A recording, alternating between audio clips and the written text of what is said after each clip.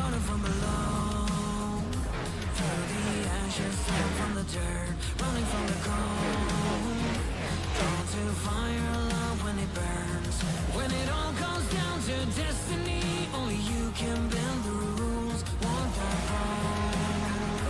Through the ashes, down from the dirt, they're calling out, calling out, calling out. When the skies are falling, hear the heroes calling. Can't hold us down, can't hold us down. Save the ones still crawling, hit me hard I'm falling. Can't hold us down, can't hold us down. Can you hear them calling out, calling out, calling out? Can you hear them calling out, calling out? Heroes are calling. Heroes are calling. Heroes are calling.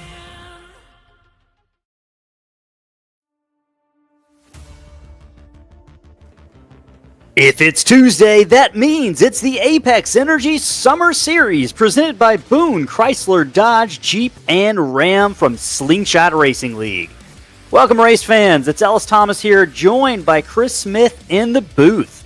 We're bringing you live racing action in the NASCAR Gen 6 cars from Iowa Speedway for the Martin Sports 150. In the heartland of America, where the fields of corn stretch endlessly to the horizon, there lies a marvel of speed and spectacle, the Iowa Speedway, playing host to SRL's first short track race of the season, crafted by the skilled hands and racing souls of none other than Rusty Wallace. The Iowa Speedway opened its gates for the first time in 2006. It was a creation inspired by the echoes of success resonating from Richmond, where Wallace had etched his own legacy. Over the years, the tarmac in Newton, Iowa has witnessed the thunderous echoes of all-time racing greats, both from the open-wheel echelons and stock cars. Names that echo through the ages like Franchitti, Newgarden, Busch, and Blaney. Legends who left their tire marks on the asphalt canvas here. Yet, as fate would have it, the Iowa Speedway found itself at a crossroad during the tumultuous days of the COVID-19 pandemic. The threat of closure loomed large, casting a shadow over the roar of engines and cheers of the faithful. But then came a silver lining, a partnership forged in the crucible of determination. Roger Penske, in the indomitable spirit of Hy-Vee, joined forces, breathing new life into the track. Now on the cusp of a two-decade dream, the Iowa Speedway just hosted its first NASCAR Cup Series race in real life this past weekend. Chris, fun fact about Iowa that many fans might not know. It was the first track to install the now standard safer barrier around its entire perimeter to help ensure the safety of drivers upon impact during crashes. And I can't do it, Chris. I cannot miss the chance for an Iowa corn pun. Why did the corn get mad at the farmer? Any idea? I'm gonna let you I'm gonna leave it all up to you. Because he kept pulling its ears. While there might not be any physical ear pulling tonight, tempers are likely to flare as it is our first short track race of the season. What are drivers going to have to do to make sure they don't fall victim to any cornundrums as they take on a maze of challenges tonight? How in the world do I follow that up? But I'm going to do my very best. I think that you hit on it earlier, in the pre-race open right there when you talked about, comparing this track to Richmond. A lot of our drivers have turned laps around Richmond. It sort of feels like a big Richmond, but with a little bit wider racetrack area to work with. Going to see drivers all over the track tonight, and we'll talk about that as we get into our key stories here in just a little bit.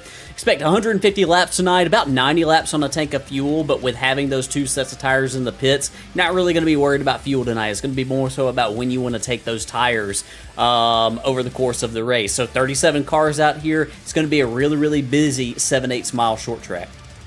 Speaking of busy, Chris, we're about to get busy, but before we do so, let's take a moment to pause for a favorite pre-race tradition here in Slingshot Racing, the playing of the national anthem. We'll be right back on the end of the national anthem.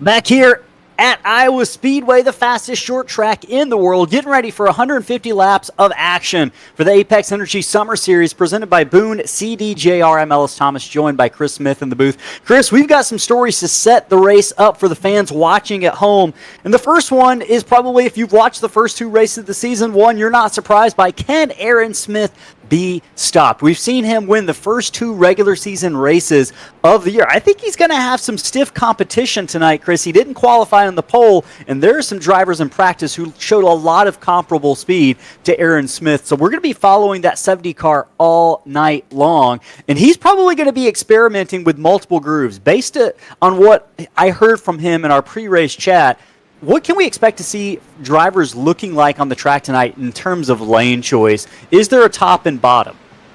There definitely is, and I think you'll definitely see people's preference for where they're running. You can see in our scenic shots here, some drivers all the way up on the wall, especially down here in 3 and 4. I think this is going to be the end specifically that we're going to be watching. Turns 1 and 2, you might not see as many drivers running up on the wall down there because there's a huge bump up top and it will really upset the cars. So drivers that maybe run up there, we're going to be watching that to see if that does upset their cars. But 3 and 4, you fight really tight on entry if you're running the bottom, and then you fight loose on exit. Whereas running the top, you don't really have to worry about those balance issues as much, but it is a longer distance around. Speaking of longer distances around, that's going to take a toll on tires. We're going to be looking at tire wear tonight. Part of the reason why Aaron Smith's been so successful, Chris, early on this season is his ability to save tires. What makes him so good at saving tires, and what do other drivers have to look to do to keep pace with him tonight? It's just all about being smooth, minimizing your steering inputs, minimizing your throttle inputs, brake inputs, or just trying to make those as gradual as you possibly can. That's the biggest trick to saving tires. Also in the line that you run, trying to make sure that you hit your marks and that you're not, you're not cutting across the track a lot. Like those sort of things. Like there's all kinds of tricks that you can personally do to save tires, but those are the biggest ones. And with fuel not being an issue really tonight at all, considering how long they can run on a tank of fuel, it's all going to be about when you decide to take your tires, especially if we have multiple cautions.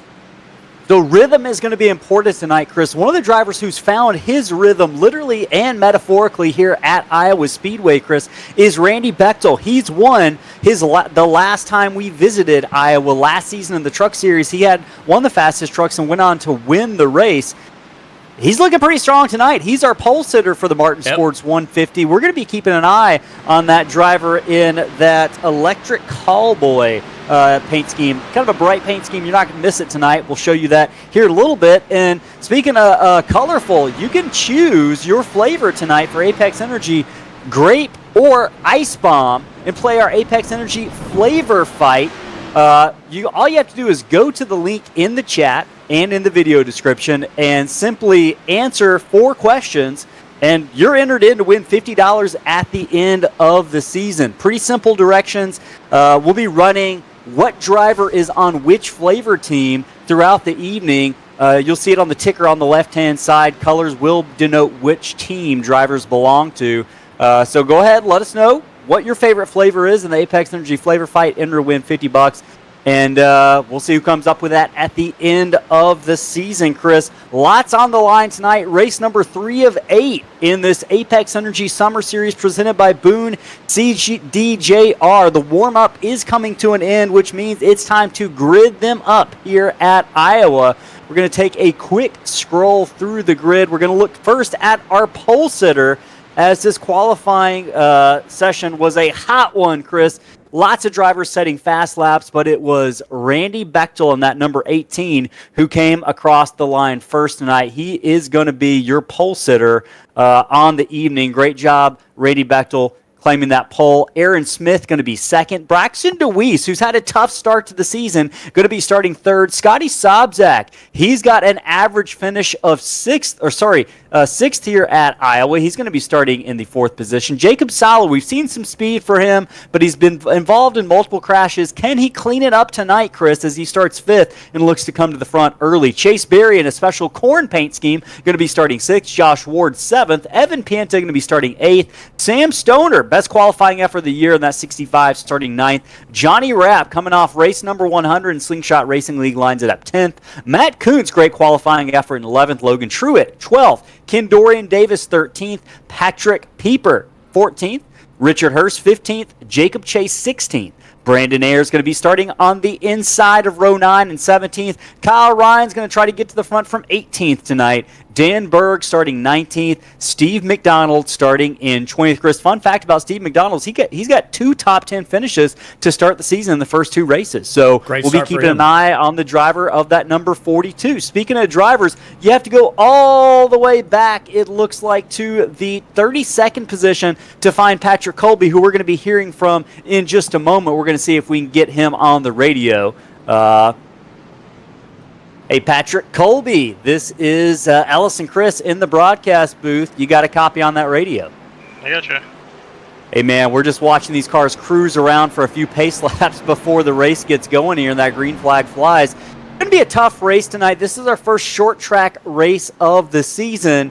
What are your feelings going into this? You had some fast speeds during practice. You're going to be starting at the back. What is the biggest challenge you're looking out for tonight trying to come to the front? Just making sure you keep the right front on the car. That's going to be difficult all night long to kind of pace yourself and be patient through the center of the corner, not overdrive the entrance. That way you can still get off late in the runs. How much success did you have with that during practice? I've had moderate success with it. I'm not sure how it compares to everyone else, but I was happy with the tire wear after some longer runs. Are you willing to move someone out of the way? It's a short track. We're going to probably see multiple lines develop. Would you rather choose another line, or are you willing to bump someone out of the way if they're in the line that you're running coming to the checkered flag? I got a list of names I'm willing to send into the grandstands tonight. A nice organized chart of those you would and those you would not. Absolutely. Hey man, speaking of multiple groups, what are we feeling like in terms of whether or not we'll see those develop over the course of the race? I think the turn 3 and 4 will be great for, you'll get all 3 lanes rolling here at some point, once the tires start getting rolled through. Turn 1, you're going to stick probably to that bottom to second lane. It's just the bump's too vicious up at the top to really carry any speed through there. All right, so different corners, different approaches for the driver of the number 9. Before we let you go, any shout-outs to anyone maybe watching at home? Just teammates for being great and giving some information and just bouncing ideas off of each other. So we've all been fast this year. Can't wait to hopefully put it all together tonight as a team. All right, man. Well, good luck out there to you and all your teammates. Thanks, guys. Yes, sir. All right, so you heard from the driver of the number 9 car there, getting ready for the start of this race in just a couple of laps. Chris, you heard him talk about the multiple grooves and kind of multiple approaches to the different parts of the track. It can be a very technical track for drivers, so we're going to be keeping an eye on how they handle that technicality, Chris. I'm interested to see, has this been a track that you've enjoyed racing in the past, or is it not on the top of your list? It's not on the top of my list personally, but it's not because of the design or anything like that. I just don't do a very good job of getting around here. But I think that I think it usually puts on a pretty good show. I think that historically in Slingshot, we have had the couple times that we have run here. Obviously, Randy Bechtel won the last time we were here in the trucks. But I think that it's historically been a pretty green race, so I'm hoping that we can get that a little bit of a change in scenery from last week, the little bit of the caution fest that we had last week. So looking forward to seeing how these guys navigate this track. Maybe I'll learn something because I've never really gotten around here all that great. Yeah, I tried to run an official race here earlier in the week, and needless to say, it did not go well. The crash wasn't my fault, but it blocked the entire corner, and I got caught up in it. So, apparently this track is not for either one of us. But, hey, we do appreciate all you tuning in and participating in the YouTube chat right now. John Rapp, Dawn, of course. It's Dawn's home track, so she enjoyed watching that Cup Series race in real life there, Chris, this past weekend. She said it was a sold-out house. Kelly Goins as well. Hey, we're about to get going as the pace truck pulls off. Randy Bechtel's going to lead him to the green. It's out. Bechtel goes. Struggles a little bit, Chris. Aaron Smith gets a better start to this race. He cruises out into turn 1 on that outside line. Randy Bechtel now got to fend off the likings of The 81 of Scotty Sobczak, he's really struggling, Chris, on this restart. The pole sitter already back to 4th position. Aaron Smith is your leader. Scotty Sobczak and Braxton DeWeese working that outside line pretty well, coming to take lap 1 here. Yeah, they are. You see how they begin to... Oh, as we got Ryan Jones sideways, contact with Justin Wilson. Chase Berry also sideways. Oh, Dan Burr got caught up in it. I think that might have been Jacob Chase back there as well. And boy, Chris, early troubles for some of these drivers, and they weren't the only ones. I saw Chase Berry completely sideways, about 8 positions up from that. So we're going to return to the scene of the crime here. Caution on lap number 2. Find out what happened to Ryan Jones as he was running, I believe. Oh, yeah. Just right outside the top 10. Some contact with Paul Thomas, it looked like. Thomas and Tompkins were tight right there through turns 3 and 4. And I don't think that the 40 knew that the 91 was inside of him there. And unfortunately, those two get together, and we're going to go back just so you kind of see it from overhead. We'll sort of slow it down just a little bit here. And look out Justin Wilson as well. Yeah, Justin Wilson also involved. Yeah, I think that. I think that Ryan Jones was anticipating Paul Thomas maybe opening his wheel up on corner exit right there, going further out towards the wall. Unfortunately, Ryan Hinkle also getting a good bit of damage in this incident as well. So a number of drivers, unfortunately, involved in this that they were not anticipating that at all. And I think inside the top 10, Chris, Chase Berry also, right as that was going on, that number... I'm sorry, I'm trying to figure out what number Chase Berry is. That number 46, he was completely sideways just further out in front of that. So he also took a wild ride. Not a related incident, but a notable save for him. And you can see the contact right there between the 40 and the 91. Riding on board right here with Justin Wilson. And yeah, I just think that 40 moved down a little bit more than maybe what the 91 was anticipating. They come together. Unfortunately for the 99 and the 58, nowhere to go. Nowhere to go is the story early for a handful of drivers here at Iowa. We're on lap 4 of 150. Aaron Smith was scored as your leader coming across the line, the last scoring loop, Chris. Scotty Sobczak had worked his way up to 2nd. Braxton DeWeese 3rd, Chris. Meanwhile, the story I think that is notable right now, your pole sitter, Randy Bechtel, in that number 51 on the inside, slipped back to the 4th position, didn't get going on the restart, and fell victim to kind of that inside line. Going a little bit slower early on, Chris. So maybe he was being a little bit cautious, as we saw some drivers a little bit loose in that corner. But either way, Randy Bechtel's got to work his way back up to 4th. But the good news for him is his win here last season of the Truck Series. Guess where he started that race, Chris? Where did he start? He started in 4th position. So we know he can do it. We know it can be done. These cars are racy early here, Chris. Aaron Smith is scored as your leader. Sobczak 2nd, DeWeese 3rd. Jacob Sala maintains his 5th position. Evan Pienta is up to the 6th position after starting 8th. What's Evan's heart rate doing right now? I'm sure maybe it's a little bit calmer under caution, but I'm curious if we can keep it up when we get this restart here in just about a lap or so. You can see Evan Pienta's wearing a heart rate monitor for us. He's that number 55 car on the outside there. He's wearing a heart rate monitor, and we've determined that his resting heart rate is somewhere between 80 and 90. If any doctors are watching, let us know if that's healthy or not. Well, it's 80 or 90 when he's amped up, before the race, even under caution. Even under caution, that's still, you're still kind of amped up a little bit. No, maybe this isn't just like a daily amped up daily heart rate, but on average, it's not like his sitting on the couch watching Netflix heart rate, probably. So. Oh well, depends on what you're watching, I guess. That's true. Hey, have you checked out that new Star Wars show? I have not yet. The Acolyte. Okay, well, we both got to get on that, I guess. Yeah, right now, driver's going to be getting after it here on the restart. Coming to lap number 7, Scotty Sobczak's on the inside, Chris. I'm looking to see if we can see the tail of the tape here, how that 81 gets going here on this restart as that pace truck pulls off. Sobczak is on the inside. Smith is your leader. Looks like the 81 took off a little bit better than Bechtel did last time. The field is a little spread out behind them. Smith takes it down into turn number 1. DeWeese is 3rd. Randy Bechtel is 4th. Looking further through the field, Jacob Zalakris making a move on Evan Pienta back for the 5th position. Zala on the inside in that black and blue, number 20. Pienta trying to hang tight on the outside. Comes close to that wall. Josh Ward going to try to take advantage of that momentum loss by the number 20 of Jacob Zala. Ward going for the 6th position now on Zala. Zala fighting back against Pienta, Chris. Yeah, he is, and Pienta's going to clear him right here going into turn 3, but Zala makes an aggressive move right up in front of Josh Ward to try to get in line. Ward's going to try to cram it in on the outside here. He's almost there, but not quite there. So we got a battle for second.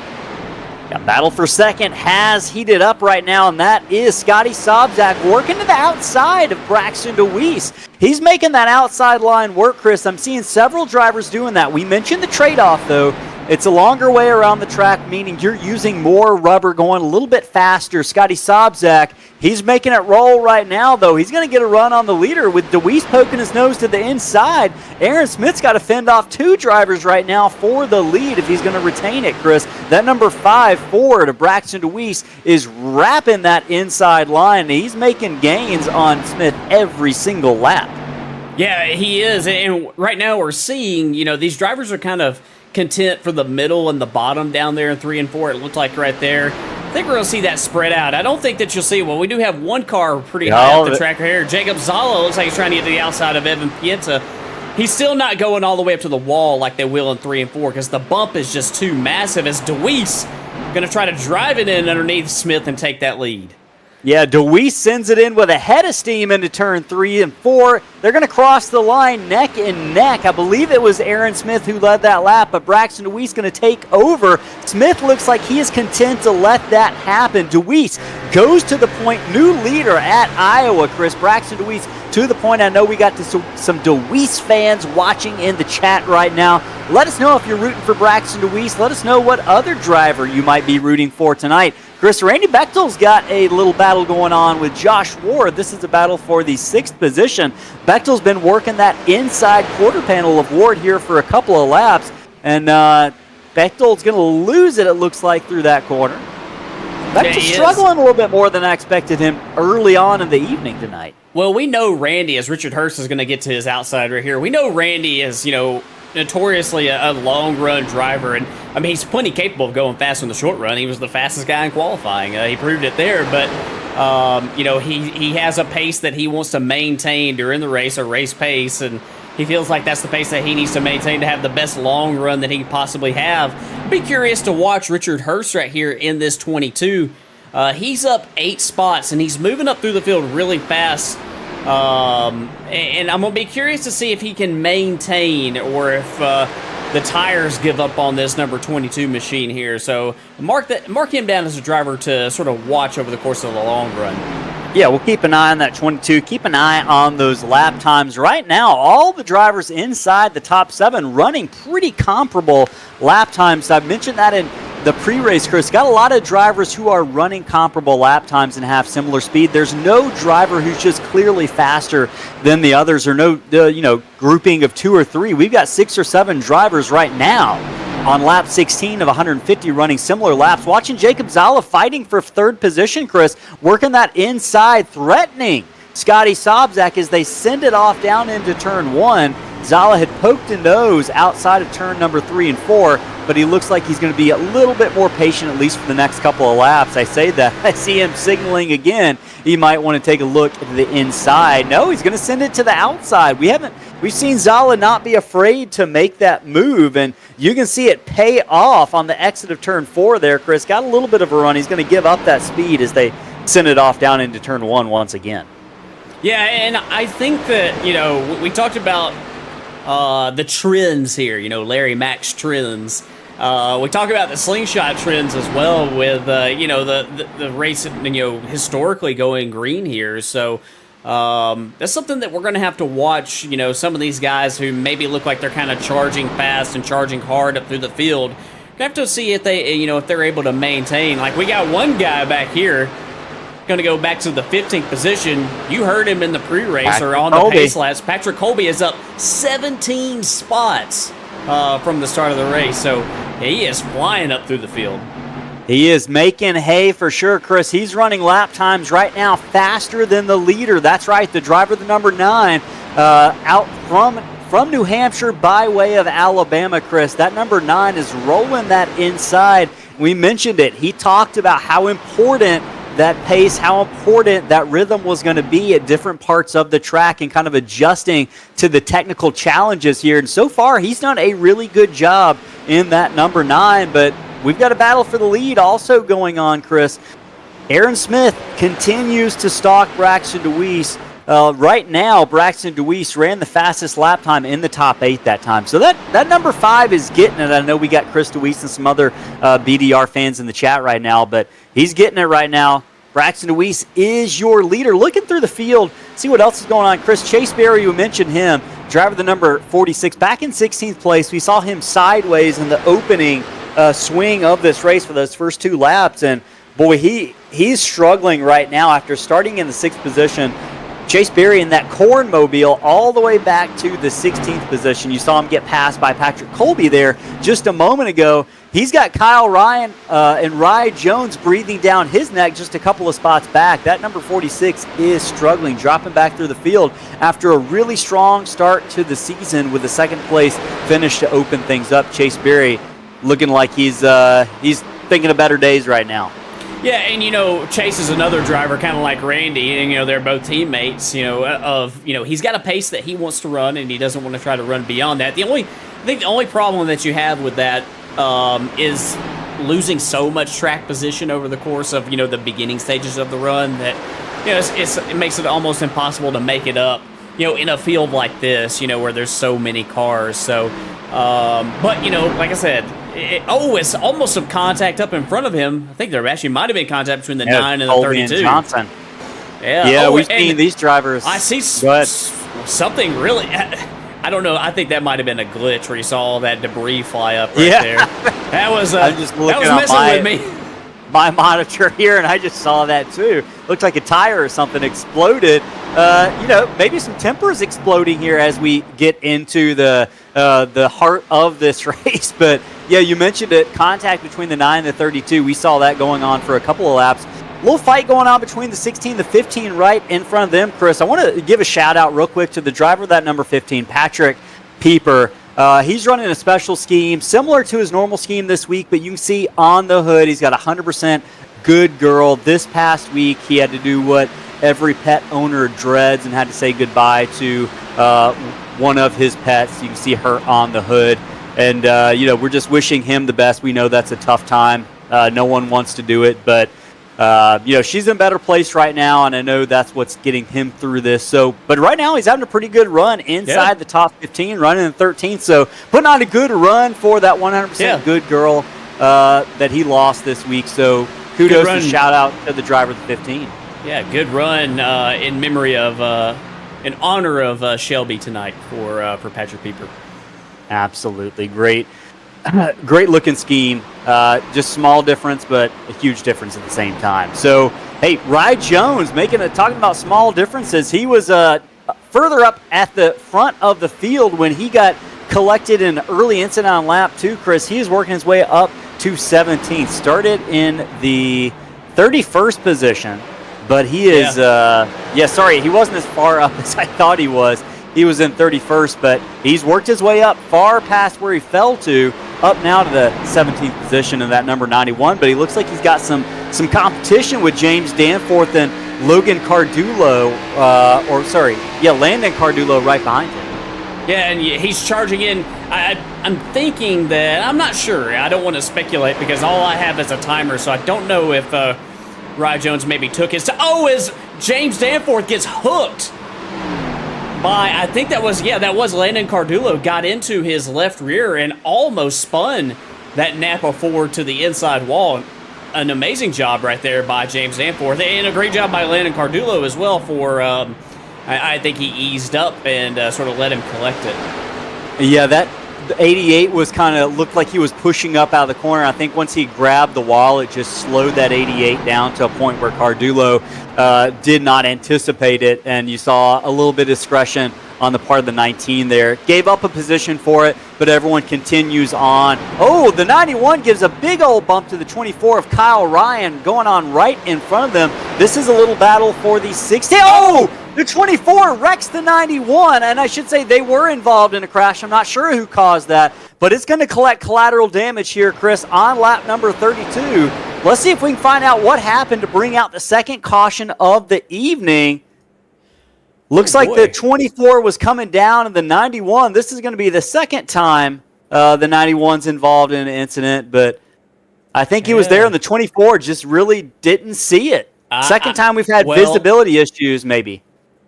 Either that or that this was payback for what was going on. I saw those two almost get together earlier. In fact, they might have before this instance, but this is about half a lap before this went down at the start-finish line.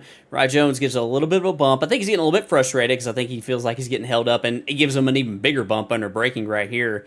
And he's going to turn down to the bottom right here, and I think Kyle Ryan decided that he was going to show his displeasure to Rye Jacob Jones. Chase and Ken Dorian Davis, as well as James Danforth, all paid the price for what we might think had been some retaliation from some earlier aggression. That's the problem with this. When you make a move like this, and like I said, I don't know if it was 100% on purpose, but if you try to do something like this, unfortunately, innocent bystanders get taken out in the process, and that's what happened to James Danforth right here, and he unfortunately gets some damage to the nose of his car. Jacob Chase, Dorian Davis, those guys get some damage as well. So, like I said, it might have been a simple situation where just a misjudging, going on right there, or possibly just wanting to make some side-to-side contact and didn't anticipate the car getting spun like that. Yeah, but both drivers, as well as several other innocent drivers, going to pay the price for that. A couple of cars coming down pit road that time by, Chris. I noticed Scott Tompkins, Daniel Blau, Chase Berry, Landon Cardulo, obviously involved in that wreck. Patrick Colby came down, Chris. He's going to be taking, looks like he took 4 tires. Drivers have 3 sets of tires total tonight. This is going to put him on his second set, so he'll have 1 left after this, Chris. I'm curious about the strategy here. We're on lap 35 of 150. And who are we talking about, Ian? I'm sorry, I missed the beginning of that. Patrick Colby. Yeah, Patrick Colby, yeah. That's going to be...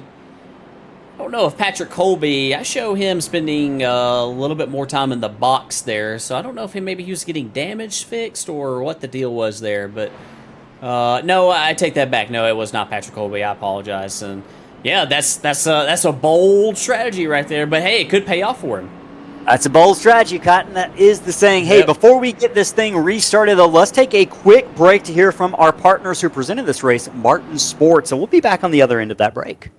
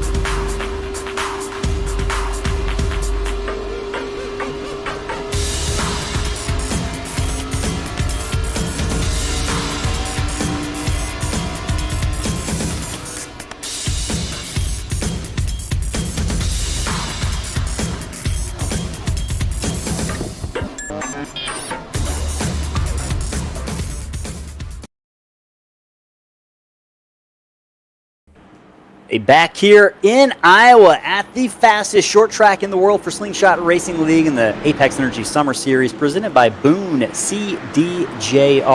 I'm Ellis Thomas, joined by Chris Smith in the booth for the Martin Sports 150. You just heard from them, as well as Apex Energy there, Chris. Getting ready for a restart after a lap 32 caution brought us under yellow for the second time tonight. Speaking of yellow, Aaron Smith is going to be on the inside. He's second place, but the leader, Braxton DeWeese, elected for the top.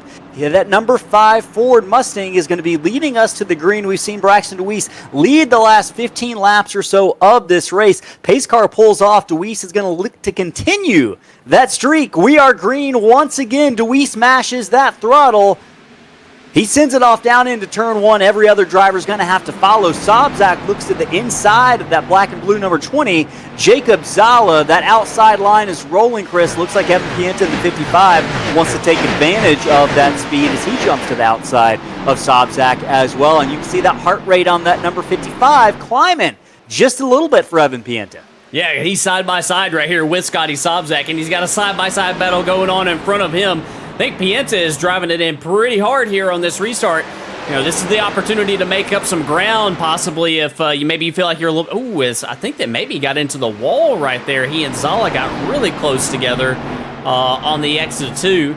They're going to keep it together though, keep it straight, and Jacob Zala is looking to maybe make a charge here for second on Aaron Smith.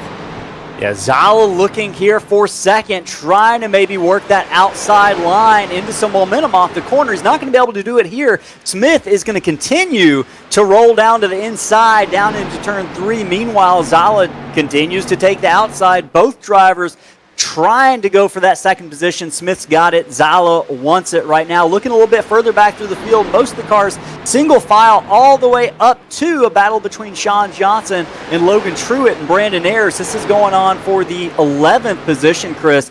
Ayers is in 11th. Looks like Sean Johnson and Logan Truitt, though. That's a battle going on the track right now. Johnny Rapp watching out from his windshield. Truitt on the outside. We mentioned that outside line, Chris, just looks so strong early on in these starts. It does, but you got to be careful down here, down on the turns 1 and 2 end where you see these guys navigating right here.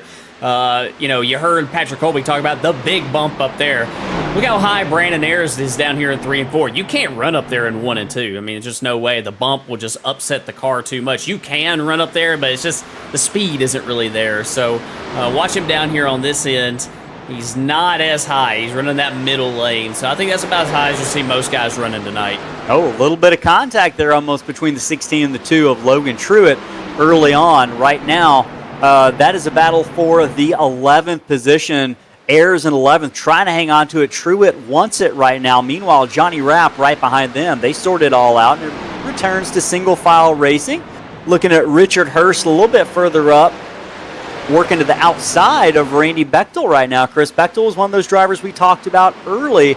After starting the pole, he's dropped to the back end of the top 10. He's been pretty adamant about staying on that inside line, Chris, and you think that is going to pay dividends as this run rolls along.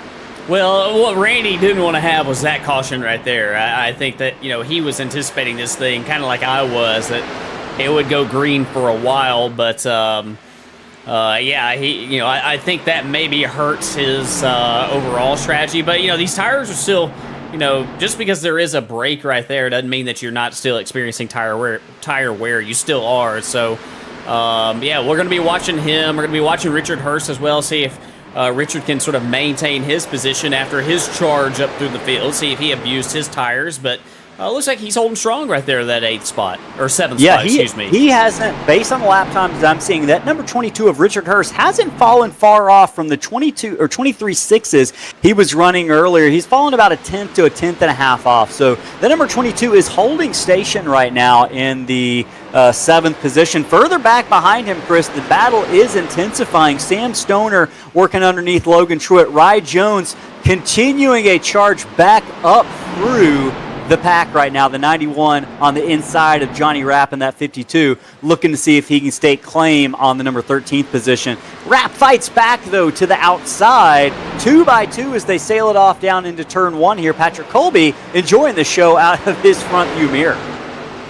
Yeah, he is. Front view mirror, that's not a real thing. Windshield. And Ryan Jones, 3 wide on the bottom. He's not giving up. He's up to the 11th spot here on those fresh tires.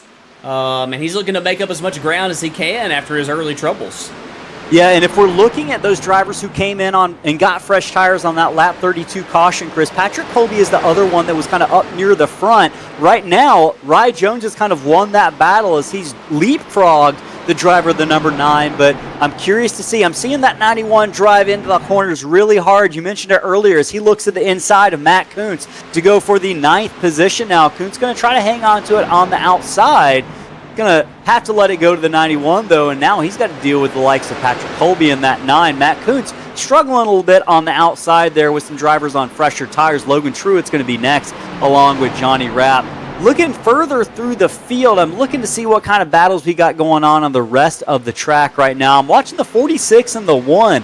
Barry and Berg, 22nd and 23rd, Chris, they've moved up to the top of the track full time. At least that last lap, they were about as high as you can go. And as soon as I say that, both drivers bring it back down to the inside. They were listening, wanted to prove me wrong. I'm curious to see what they do here in 3 and 4, though. Yeah, we'll watch them down here on this end. This would be the end right here where they might be a little bit higher. Yeah, they're running about the middle of the track right here. Well, I will say this. One thing I did notice in the charge up through the field from Ryan Jones right there, and he's kind of proving me wrong as well. I don't think that I see as huge of a difference. I mean, obviously they're fast and they're flying up through the field right here, but I didn't feel like originally we were seeing a huge difference in speed between those guys and maybe some of these other guys. As he makes a quick move to the inside to get around Evan Pienta.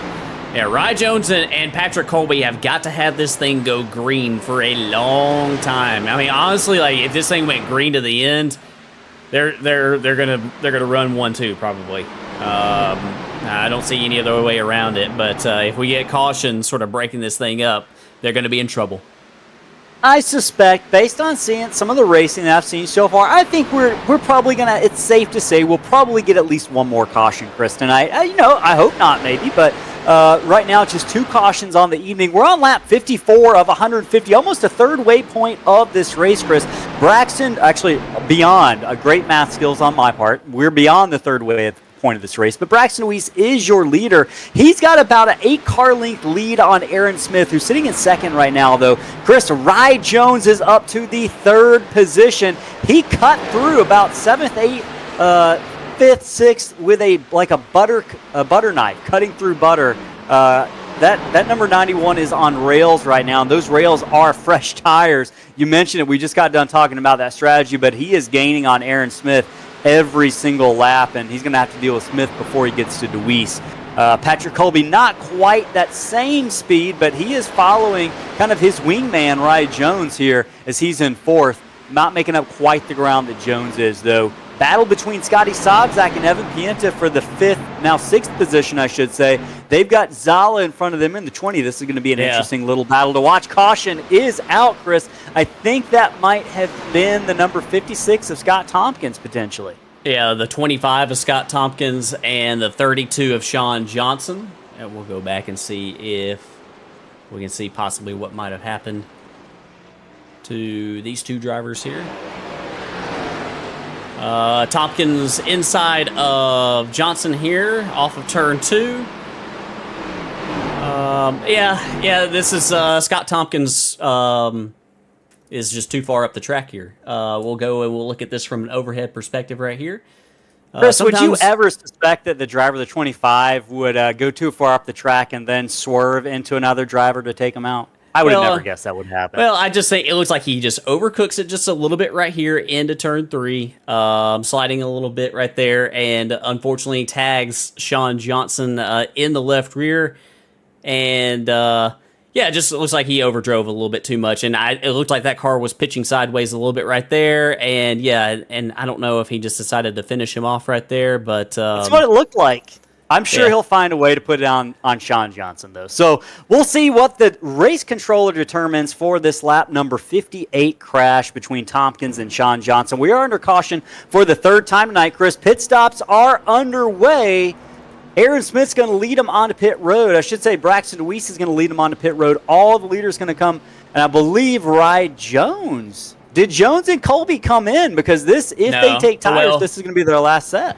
Rye Jones did come in. Patrick Colby did Yeah, not Patrick Colby come is in. still out on the track. So I'm curious if Rye Jones might be coming in for fuel here, if he's going to Well, take his final set. I don't know if Rye Jones. I don't know if this is his final. Yeah, this would be his final set. You're right. Yeah. This would be his final set. So Yeah, we're pretty confident that Yeah. we know Jones took tires earlier. We think Patrick Colby did, and based on what we saw from Colby there, I think we can be rest assured that he did take tires on that lap 32 pit stop. So interesting strategy here if that 91 is on fresh tires. But Aaron Smith, the big development here, Chris, is Aaron Smith wins that race off of pit road. Josh Ward, who also, Chris, I believe Josh Ward and Aaron Smith might have only taken fuel there. Yeah, I'm looking at pit stop times, and it's close. Yeah, he did. He did take fuel only. And I think that Aaron Smith. I don't know if you said him. I was trying to go through the order. It looks like to me Aaron Smith and Josh Ward possibly either took fuel only or 2 tires. I suspect fuel only because those drivers were not on pit road long enough to get 4 tires. Yeah, so it is going to be interesting to see how the tire strategy continues to develop. Several drivers on their original tires at this. Actually, yeah, several drivers on their original tires still at this point. Hey, Chris, we've got some bills to pay. We're going to step away for a quick moment before we miss any more green flag action. And we're going to hear from Boone, Chrysler, Dodge, Jeep, and Ram, and we'll be back on the other end of the break.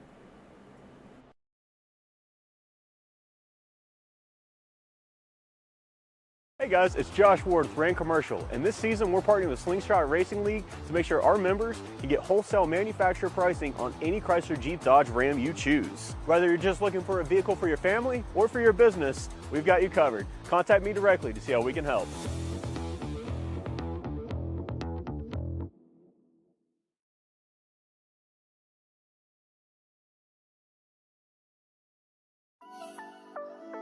Tired of generic trophies that gather dust? UD Awards creates custom trophies that become the highlight of your league ceremony. We worked with them to design these stunning pieces, from brainstorming ideas to holding the finished product.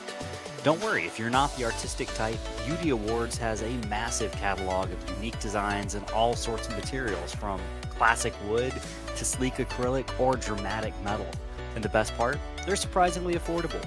Don't settle for ordinary. Make your next award ceremony extraordinary with UD Awards.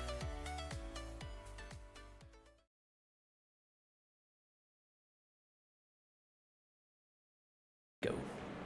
Live here in Iowa, getting ready for a restart in just about a lap here at the Martin Sports 150, Chris. Martin Sports, proud presenter of this race and a producer of sim racing gloves. Hey, if that sounds like something you don't think you really need if you're a sim racer, try a pair.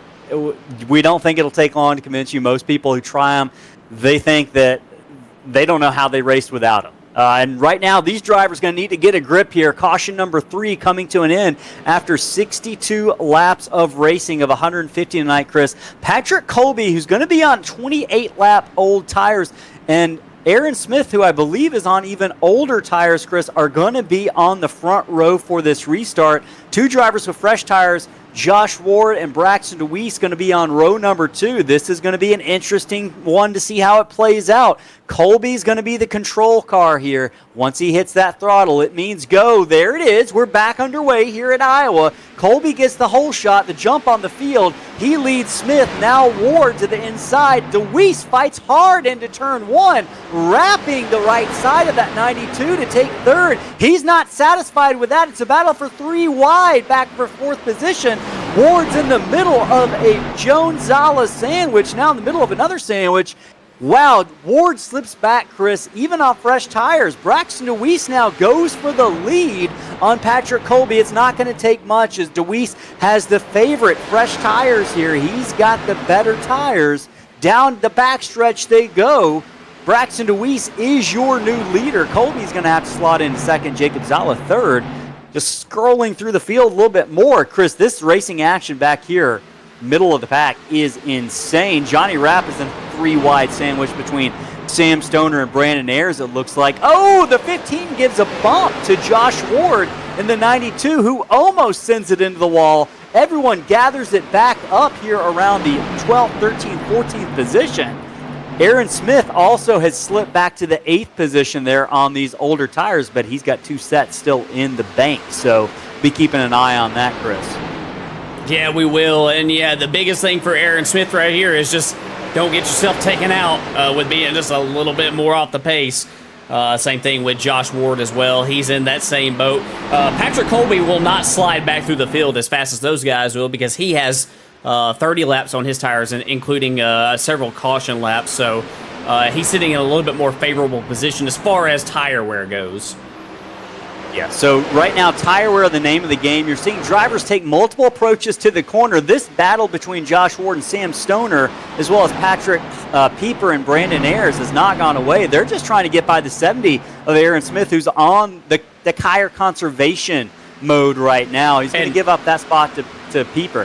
Yeah, and Josh Ward the exact same way, and these guys they were running 2 different lanes, which made it almost impossible for some of these guys to get by. I mean, Poor Brandon Ayers, he cannot go any faster than Josh Ward without running him over. Now, you got options down here in 3 and 4. The track's a little bit wider down here, and he's going to hit the middle lane to get around Josh Ward. They almost came together right there off of turn 4, but they do a nice job staying off each other and battle their way down in turns 1 and 2. But yeah, you can only go as fast as the guy in front of you. You can only go as fast as the guy in front of you, and when the track's narrower in turns 1 or 2, it is a real challenge. Right now, the 19 of Landon Cardulo challenging Aaron Smith for the 11th position. Cardulo works his way by.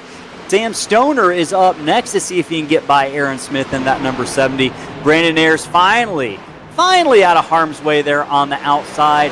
Got a little bit more room to work around the track in front of him now, Chris. Looking at another battle going on. Looks like the number 29 of Alberto Alvarez and Daniel Blau going out back here for 18th position. Alvarez and Blau have been trading blows for a couple of laps here. The 29 and the 17 side by side as they cross the line. This battle hedges its way down into turn number 1.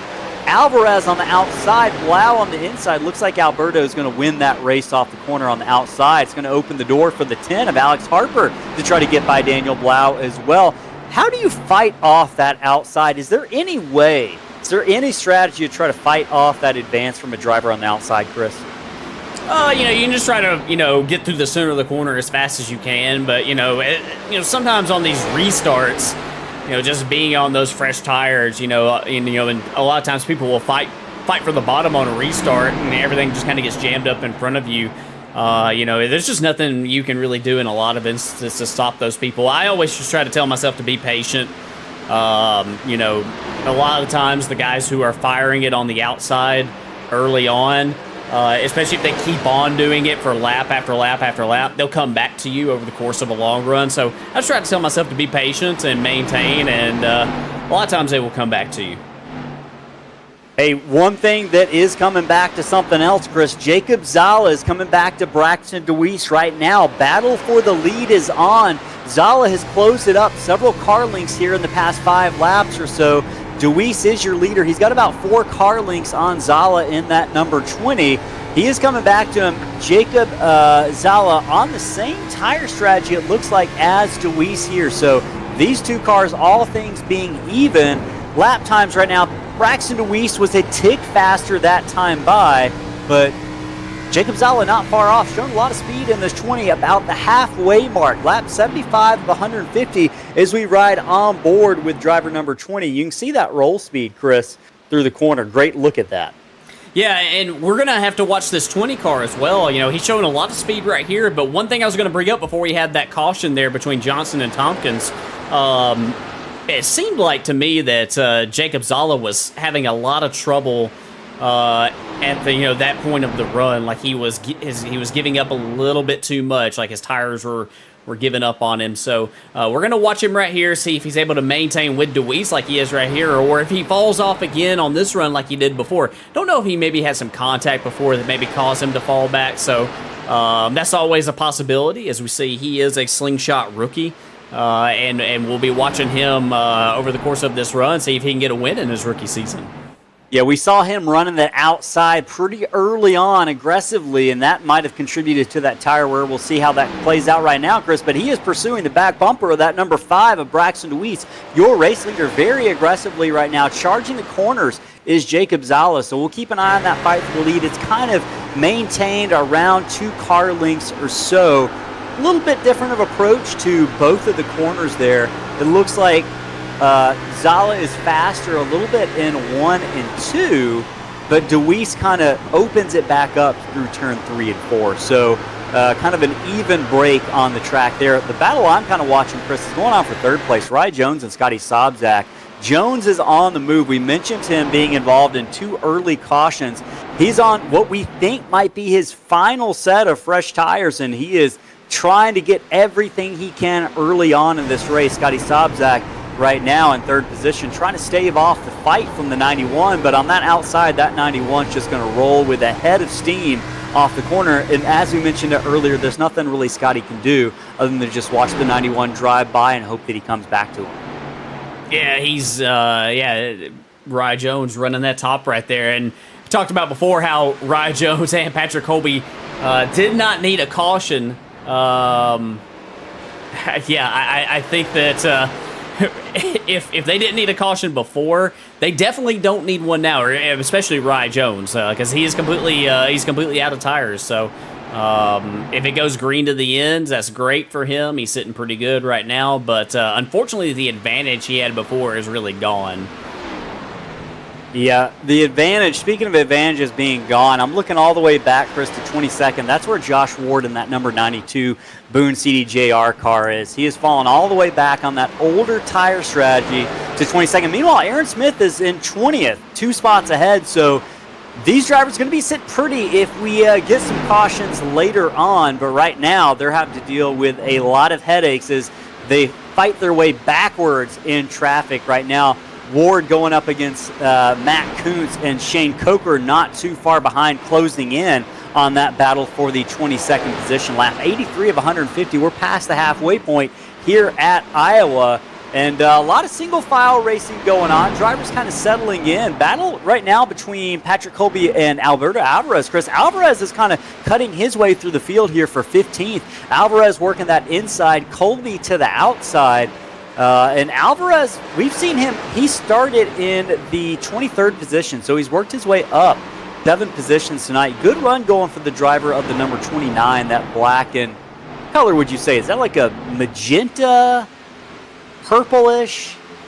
Yeah, I would say so. Like a magenta, I guess. Yeah, one thing I have noticed from Alberto Alvarez this season is he's been caught up in a lot of unfortunate incidents. But he also he doesn't qualify, I think, as well as he races. I think that if he would qualify a little bit better, I think that we would definitely probably see him up and near the top 10. But he is unfortunately driving a little bit behind because of the the incidents that we've seen throughout this season, and unfortunately finds himself in a bad spot. But he's a great racer once he gets his rhythm, it seems. Yeah, and Iowa is a rhythm track, and we're seeing that kind of fall into Alberto's lap right now, that driver out of Miami, Florida, working his way up to the 15th position. Chris, I'm getting a message. Scotty Sobczak might have hit the wall a second ago. Not sure what's going on there. Maybe a connection issue, potentially. Happened on lap 86. I didn't really see anything. Might have been. I think it might have been a connection issue. I think that's, which is concerning if you're sitting in 4th place in the race right now. We'll be keeping an eye on that connection issue going on for Scotty Sobczak right now. He's trying to do battle here with Evan Pienta in the 55, but he just gave that spot up to Pienta as he works his way by into the 4th position. Battle for 2nd right here as Rye Jones moves past Jacob Zala and into the 2nd spot. Yeah, Jacob Zala, he's not really fallen. He has fallen off a little bit from Braxton DeWeese, but he hasn't really fallen off a cliff. So, we saw him driving pretty hard earlier, and he's still maintaining a pretty decent gap, about 0.6 of a second off of Braxton DeWeese. So that's one driver that, like we talked about before, we're going to be watching based upon his early run speed, see how he is maybe at the end of the run if we're able to get a lot of tires or a lot of laps on this tire cycle here. Yeah, I'm looking at the lap times that time by, Chris, and Zala wasn't off. He actually ran faster than Deweese that time by, so you mentioned it. No real fall-off, significant fall-off right now. We're about 30 laps into this tire run. If you're just joining us or you kind of took a break for a minute, to recap kind of what's gone on, we've got different tire strategies developing for drivers here in Iowa. We've got several drivers who have taken one set of tires. That would be folks like Braxton Deweese, Jacob Zala, Evan Pienta, Scotty Sobczak, Randy Bechtel, and Johnny Rapp sitting in your top 5 or 6 right now. Rye Jones, who's in second, closing on the lead, he's out of tires. That's it for him. He's on the same rubber that he's going to finish the next 60 laps with. He's in a really bad position if we get a caution. If this goes green, he might be okay. But then you've got drivers like Aaron Smith and Josh Ward sitting back in 20th and 22nd position. They have used none of their tires yet. They're banking on some late race caution. So a bit of a gamble here. We're not in Las Vegas. We're in Iowa, but several drivers taking a gamble on that strategy. And it set up kind of a comers and goers situation here in this race here on lap number 92 of 150. Braxton Deweese is your leader. He's wrapping that inside line, Chris. I've seen him down there all night long. And I think when we're looking at the longevity of that rubber, you got to be kind of nodding your head at that strategy. In terms of whether it's going to work or not. Right now, it seems to be working really well for driver number 5. Yeah, it does, and we'll see over the course of this run how he's able to, if he does maintain the same pace that he's been at right now. But so far, it's looked really good from Braxton Deweese. We got Rye Jones sort of rolling the top right there in 1 and 2. They are on the same tires, like you said before. Braxton Deweese still has another set left in the pits, but yeah, we'll have to see right here if Deweese is, if he's maybe just holding a little bit back right here, or if Rye Jones just has a little bit more in the tank than the driver of the 5. And I'll tell you this right now, Ellen goes green, and it could. We got to be really kind of worried about Aaron Smith here and Josh Ward. I think you're right. I think they've lost so much ground that they're going to struggle even with those fresh tires, because they might go a lap down. Yeah, the give up is going to be not only going so far back, flag pit stop, we're putting you in really kind of territory where you really can't come back from, and that's what we're looking at right now. If this race were to go green for Aaron Smith, who's won the first 2 races of the season, as well as Josh Ward, they're probably getting concerned at the complexion of this race right now. Lap number 97, approaching the 2/3 mark here for the Martin Sports 150 here at Iowa in the Apex Energy Summer Series presented by Boone CDJR. Got to be concerned if you're some of those drivers, but drivers who aren't concerned are your top 5 right now. Deweese, Jones, and Sala, accompanied by Pienta and Sobczak, are your top 5.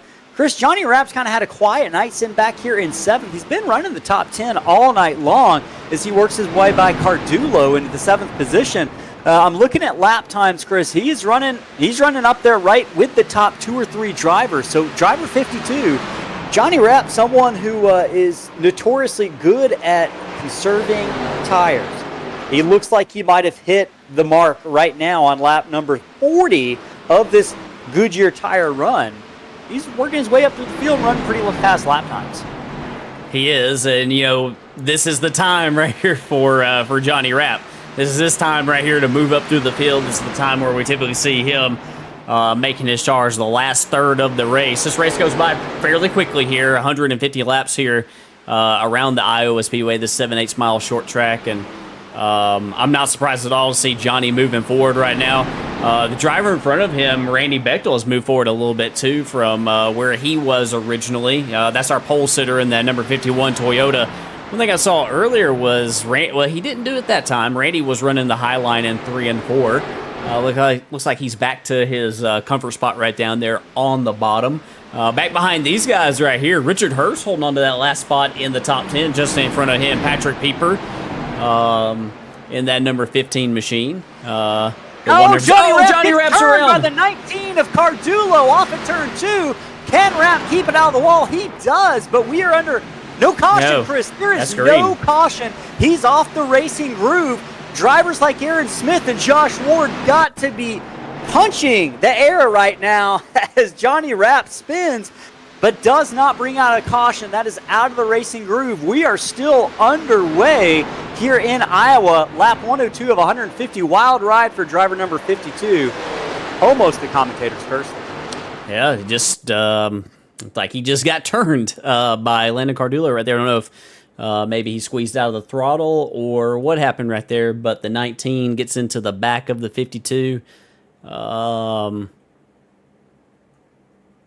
Yeah, I don't know. I don't know if the approach rate was just a little bit more. If Johnny was maybe out of the throttle, I'm not sure right there. But unfortunately, gets into him. Johnny does a nice job. So he's got the tires locked up right there. He almost released them, thinking he could spin it back to the right, but he wisely realized that wasn't going to happen, and he's going to save that car. Yeah, it looks like that 19 yellow flag is out, Chris.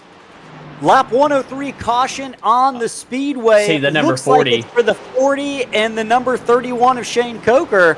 Oh, and Steve Vest gets collected as Paul Thomas kind of comes back up on the track as he's getting it collected.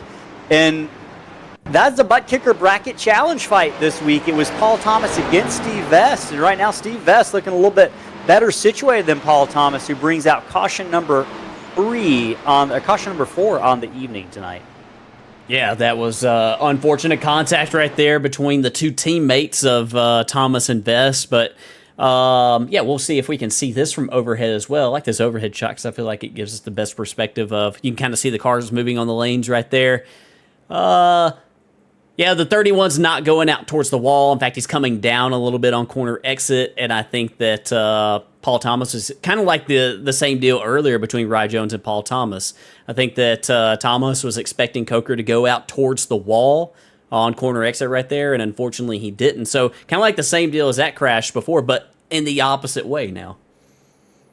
Yeah, so history repeats itself here. Under caution for the fourth time tonight. Lap 106 of 150, Chris. These leaders are going to have some serious calls to make. DeWeese is going to come in. Looks like everyone's coming in. This will bring Aaron Smith and Josh Ward in as well. But you see the 91 staying on track. He is out of tires. This is the caution that Rye Jones did not want to see, Chris. And he's going to probably pay heavily. He is going to probably drop like a rock 47 laps into this run, and he's just going to have to be okay with it. It's got to be a miserable position as a driver that he's in right now, knowing what is coming his way. Aaron Smith's going to, looks like Braxton DeWeese is going to win the race off of pit road. And he's going to be, Chris, scored back in 12th position. So DeWeese, who is seemingly right now in the best position on new tires, is going to have to get through 11 cars that are going to be on old tires, Chris. This is going to be a wild restart. Several drivers who had only taken one set earlier are electing to hold on to that set in hopes of maybe using that and a closing laps caution. I would assume that's the strategy here. Yeah, I think so. And you know, Aaron Smith sitting in a really good spot right here with that extra set of tires. Josh Ward sitting in a really good spot as well. I think the only thing that is super unfortunate about them is, and you won't see it as much on if we get another restart, but they're going to be restarting 21st and 22nd, and they got to go through all these guys right here that are on the same tires as them. So I don't think that this is going to be a race-winning call for them. They might, you know, just prove me wrong, and I will eat crow if they do prove me wrong. But that's a lot of traffic they got to get. Eat corn? No, I'm not eating it.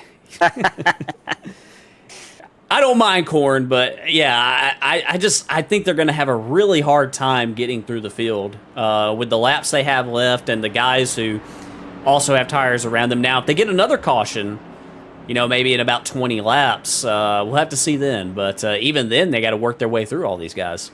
They got to work their way through a lot, Chris. We got to work our way through a lot as well. Before we go back, Green Flag Racing, we got to hear from a couple more partners. We'll hear from DSS and Butt Kicker. We'll be back on the other end of this break for live Green Flag Racing the rest of the way, or at least live racing with no commercial.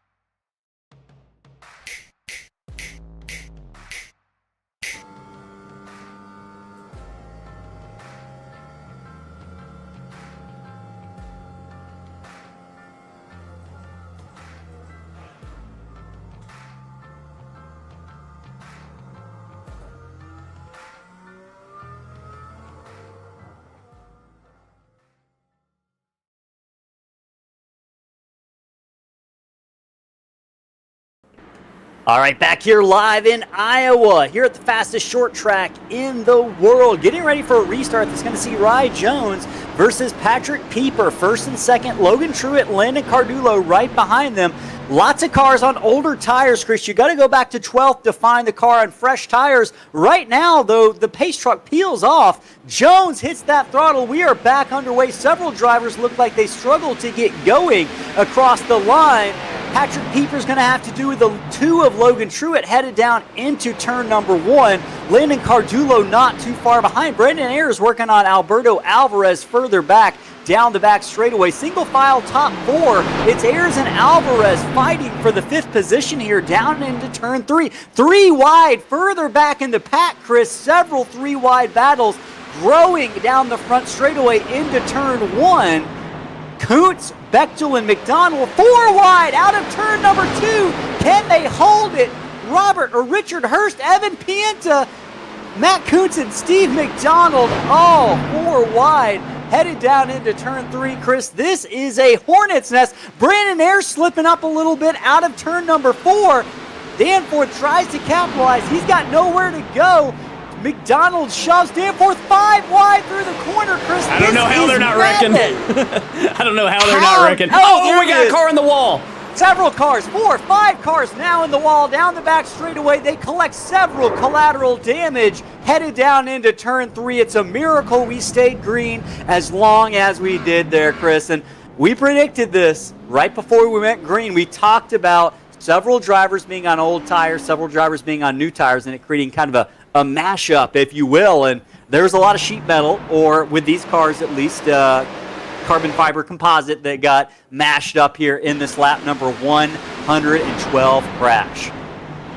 Yeah, you know, just can't get away with that kind of racing for that long right there. Looks like Alex Harper not clear of Brandon Ayers and try to squeeze in right there. Man, Aaron Smith did a great job of avoiding that crash right there. We're going to slow it down a little bit so we can get a sense of maybe some other drivers that were possibly involved as well. Brandon Ayers, James Danforth, Sam Stoner, Chase Berry doing a nice job of getting by Johnny Rapp.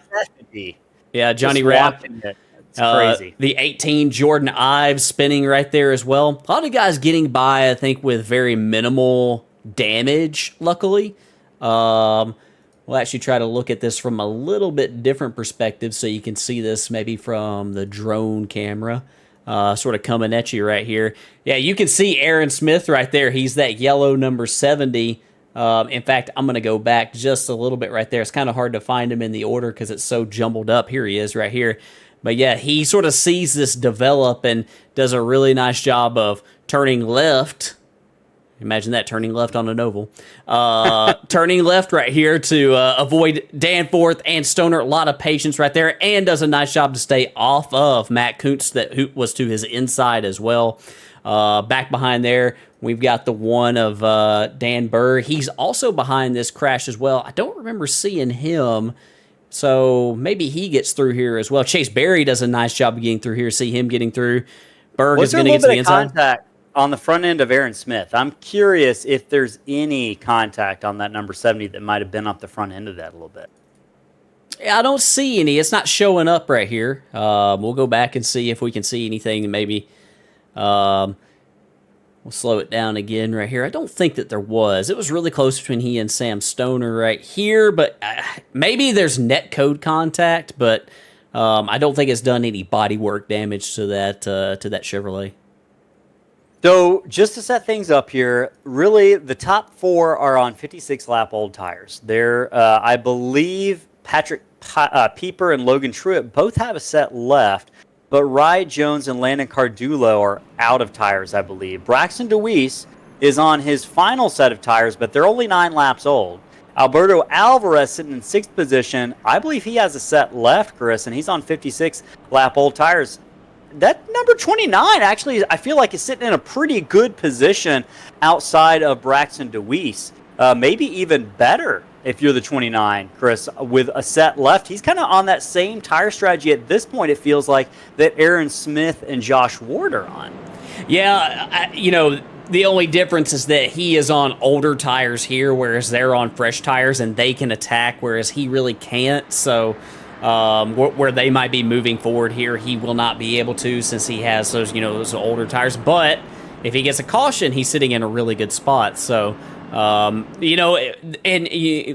those of you who are at home and that are watching, you might be thinking, well, they got a caution here. Unfortunately, we didn't go green long enough to get an advantage. So this kind of plays in the hands of those drivers who came to pit road before, the guys like Braxton DeWeese and Randy Bechtel, Evan Pienta. Yeah, and if you're Rye Jones, I think you're just hoping for as many cautions at this point as possible to chew away at the laps that you have to run under green flag conditions. Coming up to the 1 to go here, getting ready for the restart. He's going to have his work cut out for him, but give it, a couple more cautions with just 34 laps to go. Anything's possible for him and Patrick Pieper, Chris, Logan Truitt, Landon Cardulo, and then Braxton DeWeese round out your top 5. Just looking further through the field, couple of shout-outs. James Danforth, we saw him involved in that last crash. He moved up 19 positions, Chris. Sitting there in 16th. Daniel Blau as well in 9th has moved up 28 positions as well. Rye Jones up 30 positions on the night. So lots of drivers have made their way through the field this evening, but the question is, where do they end up? Because that's really the only thing that matters at the end of the night. We got a couple drivers going for that Boone CDJR Hard Charger Award by working their way up through the field, but everyone wants the victory here and to wind up in victory lane. Rye Jones, Patrick Pieper both want a shot at that. They're going to be your front row. It's going to be Jones, who's the control car on the outside. It's going to be his responsibility to hit that throttle. He does. He waited a long time. He really struggles there. Jones waits till the back of the restart box, which is completely his prerogative, but he snookers the rest of the field, and you got to do that. You got to think of alternate strategy, and several of these drivers, Chris, 3 wide further back behind Jones. Massive battles throughout the field, similar to what we saw on that last restart. Landon Cardulo, Logan Truitt takes out Evan Pienta after he gets a shot from Richard Hurst. Another car goes through the infield down pit road. We're still green flag racing, and I want to correct myself. Logan Truitt did take a shot from Richard Hurst. So Logan Truitt got in the back of Pienta, but he had gotten a shot as well. So kind of a stack up there that led to a chain reaction. Look at this battle for the lead, though, Chris. Rye Jones and Landon Cardulo trying to hang out Braxton DeWeese. Hold off Braxton DeWeese in the 5, but on fresh tires, it's a real struggle here on lap 20. Just 31 laps to go. DeWeese working that inside line to a positive gain there, but he still can't get by Jones. He's going to have to do it this corner. Will Jones hang tight on the outside? Doesn't really have the tires to do so. New leader, Braxton DeWeese, to the point, driver number 5. And Braxton DeWeese set the fastest lap of the race on the prior lap. So, and back behind him, I made mention before that Aaron Smith didn't have a shot. Here he is, up to the 4th spot. A huge move on this restart. All that jumbled up mess, that worked in his favor. Yeah, I'm curious. I think we might take a second. I think it's worth taking a second to, I'm watching it back. I don't know. I think he made methodical moves every lap or so. Didn't have like a 6-car pass in one corner, but you mentioned it. He was very methodical in his approach, Chris. He's about to go by Cardulo and Rye Jones for the 2nd position, Chris. And he's still got a set of tires in the pits. So, this is working out really well for him. Unfortunately for him, though, I said it before. I don't know if I should, because he's going to make me eat my words. I don't know if I think we might be too late in the race for him to possibly make another pit stop here to put that set of tires on, but he's clearly the 2nd here, clearing Rye Jones. He's going to have to get up on the wheel right here, though, to make up the ground. Almost a 2nd ahead is DeWeese, who is no slouch. Chris, where did Chase Berry come from in 3rd position in that 46? He is I think he's used all of his tires at this point. He's on his final set at 18 laps. But Chris, he's on that same tire strategy as Aaron Smith. He just doesn't have the extra set left. So if we were to go green here, those cars essentially on equal circumstances. The number 70 and 46 setting up a battle similar to what we saw week 1 at Charlotte. Yeah, he's... I think I mentioned before in the pre-race, or even before the pre-race to you, Ellis, that there's Chase Berry in last in practice for a long time, and he's just doing his thing right here, driving at his pace, and he can clearly get up on the wheel when he wants to, and he wants to now, and here he is up here to the 3rd position. It's going to be Randy Bechtel right behind him in 4th position. In 5th position, it's going to be Rye Jones sitting in Three that wide number back here, 91 on the Ellis. outside. Sorry What's to that? interrupt. 3 wide right here. Battle for 9th. They are almost 4 wide down the front stretch. Oh! Richard Hurst in the wall. I've been he watching and that Paper. 22. Oh, they almost get together. Yeah, that 22 has been sliding back, Chris. Looks like Richard Hurst has lost several positions since that restart. He is on, I'm looking at the tire count right now. He's on similar tire strategy, but he has fallen like a rock through the field here since this restart. So looking to come back on Evan Pienta right now, headed down into turn 3, but he's got Patrick Colby in front of him. Standing in his way. Great racing going on back here. 5th on back, Chris. Looks like Rye Jones continues to be in that difficult spot we mentioned earlier. He's out of tires.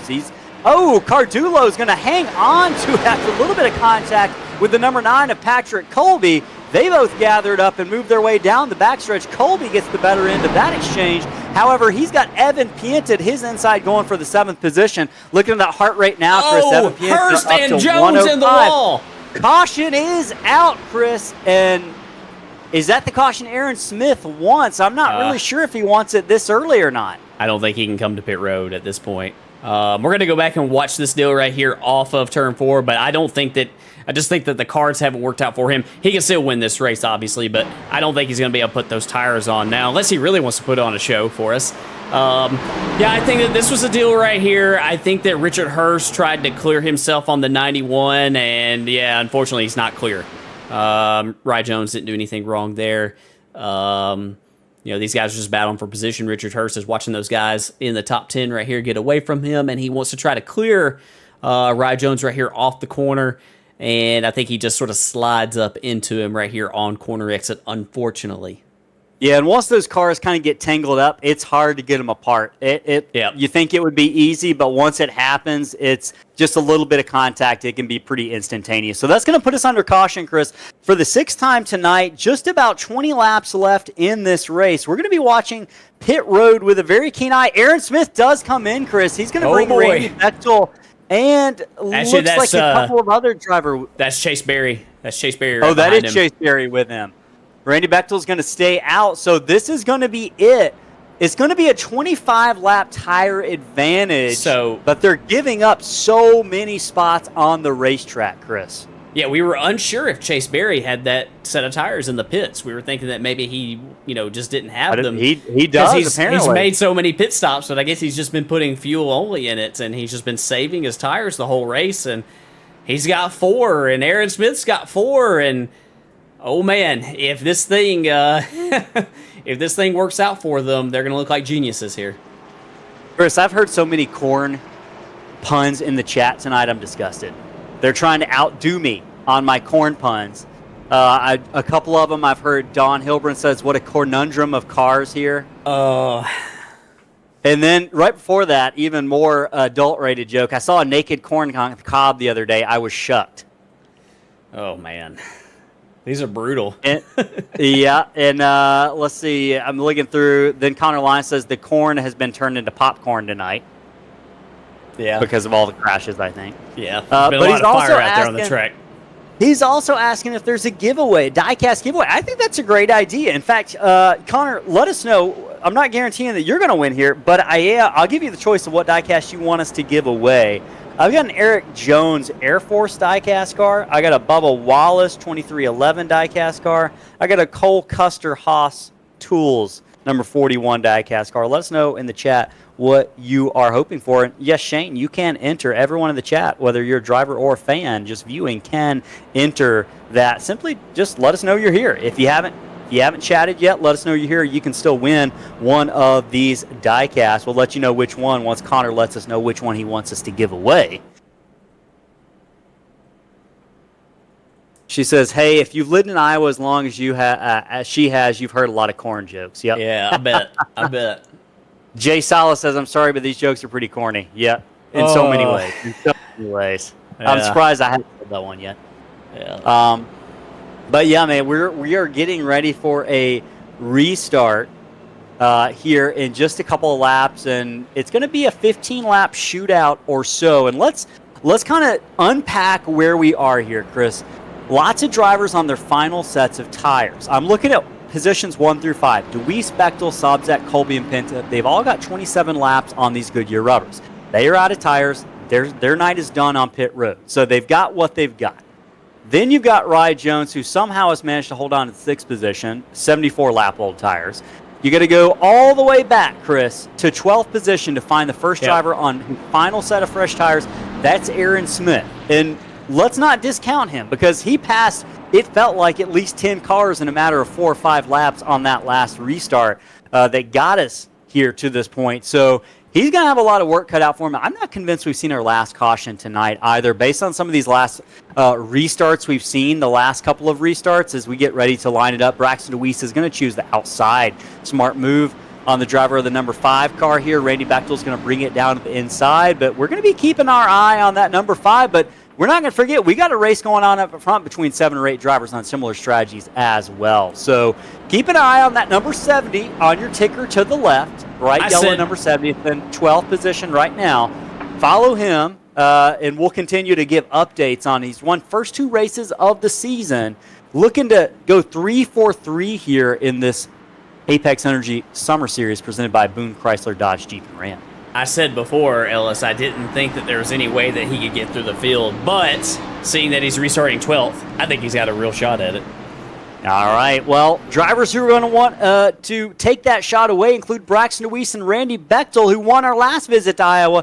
Deweese has got the jump on the outside. He leads them to the restart. We're back underway here in Iowa. Randy Bechtel holds station on the inside. He's got Patrick Colby to the outside. They're off to the races here. Jones doing everything he can to hang on to 5th position, hanging Scotty Sobczak's right rear quarter panel to the outside to his advantage. We're still green down the back straightaway. Jones putting on a good effort here for being down on tires. He's going to allow Sobczak to get away. Actually, I shouldn't say that. Big stack up behind them, though, Chris. Josh Ward's in trouble. He's still got it gathered up, but he lost several positions there.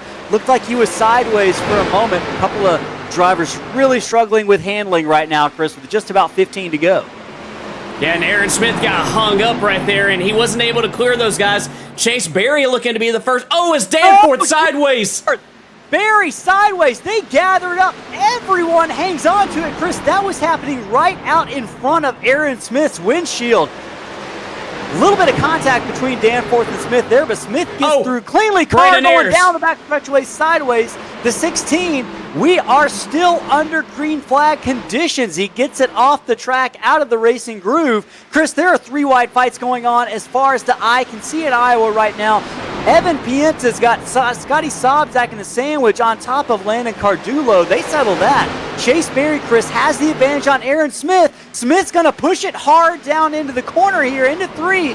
He wants to get Berry while he can. Berry's got the advantage on the outside, Chris. This is a battle going on for the 5th position. Meanwhile, Braxton Deweese has about a 1-car length lead on Patrick Colby up front while all that intensity was going on. Battle for 3rd, Landon Cardulo. He was lost in the shuffle, but he is on fresh tires as well, and he's the highest one up on fresh tires, all the way up to the 3rd spot.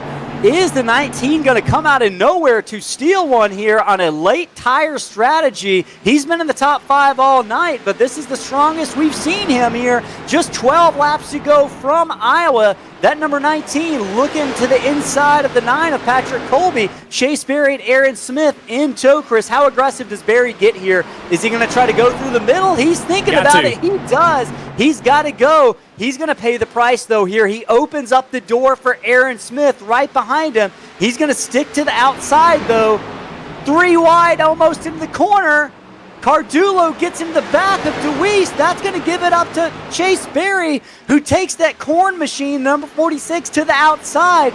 We might have a new leader off of turn 4. Deweese really struggling on the inside here, Chris. Yeah, that's just the difference in tires right there. There's not a huge difference in them, but enough of a difference, unfortunately, for Deweese, who's been so fast all night, for him to lose the lead. As Aaron Smith's going to try to, I thought he was going to try to make a run to the outside of Cardulo right here. Chase Berry, he's not set sail yet. He still has a lot of pressure from behind. And there comes Aaron Smith to the inside. He makes a move on Cardulo. They might be 3 wide off the corner. They're going to hold on to it. Cardulo's got the momentum off the outside line. Smith's going to have to wait at least another couple of corners. Right now, it's Barry, Cardulo, and Smith. That is the battle for the lead. But don't forget about Josh Ward, Chris. He's moved his way up into the 4th position. He's on fresh tires as well. He's going to have a say in this before all is said and done. Chris, Braxton DeWeese back to the 5th position. But right now, Cardulo is as fast, if not a 1,000th of a second faster than Chase Berry that time by. Yeah, they're really Actually, close. Equal laps that time by. Yeah, exactly the same lap, and Cardulo's not letting him get away, and Aaron Smith's doing everything he can to get around Cardulo, and he just cannot do it. He cannot get around him. Cardulo looking to the inside of Berry here. Cardulo maybe going to make a move to the inside of Berry down into 1. There is just 7 laps left here. Berry, 6 laps left now. Chase Berry leading the way. Landon Cardulo and Aaron Smith running out of time if they're going to do anything to stop Chase Berry in the closing laps here. Cardulo to the inside. There comes Berry. He might try to take advantage of it. Cardulo is there if he wants it. How aggressive will Berry be with the block down? Oh, he got into him. Turns Berry. Berry hangs on to it. He's in the middle. What a save. Ward come up the middle out of nowhere, Chris. Cardulo to the lead. Josh Ward second. He's going to sail it off down into 2. He's got a fast car as well, Chris. Crisis averted for several drivers, but Chase Berry, you got to be out for blood. I don't think that was intentional. I think Berry got checked up a little faster than Cardulo had anticipated, but here we are. Cardulo is the leader with just 4 laps left, Chris, tonight from Iowa. Josh Ward setting his sights on the 19, coming to 3 to go. Yeah, and right now, Landon Cardulo, all that chaos that ensued after that contact, that has, in his case, fortunately, but I don't think he's going to be able to hold off Josh Ward. Josh Ward really closing up on the back of his car really fast.